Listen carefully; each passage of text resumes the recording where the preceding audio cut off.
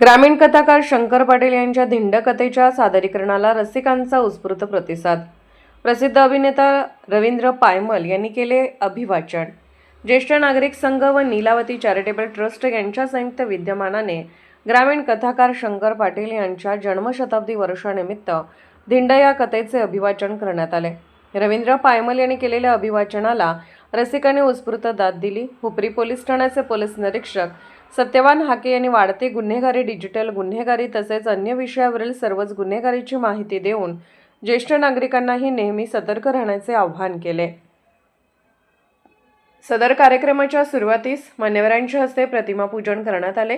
यावेळी ज्येष्ठ नागरिक संघाचे अध्यक्ष सुरेश इंगोले, उपाध्यक्ष गणपतराव ढोणुक्षे, सचिव नानासाहेब भोसले, खजिनदार यशवंत वसवाडे, ग्रामीण कथाकार शंकर पाटील यांचे भाचे कलगोंडा पाटील, पत्रकार गजानन खोत यांच्यासह अनेक मान्यवर पदाधिकारी उपस्थित होते।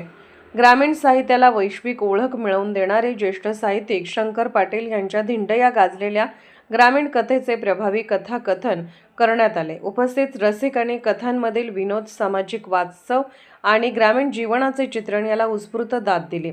वक्त्यांनी शंकर पाटील यांच्या साहित्यिक योगदानाचा गौरव करत त्यांच्या साहित्याचा वारसा नव्या पिढीपर्यंत पोहोचवण्याची गरज व्यक्त केली। तसेच यावेळी 75 वर्ष पूर्ण झालेल्या ज्येष्ठ नागरिकांचा मान्यवरांच्या हस्ते सत्कार करण्यात आला। सदर कार्यक्रम पैसा फंड शेतीमाल प्रक्रिया सहकारी प्रक्रिया संघ कार्यालय येथे संपन्न झाला।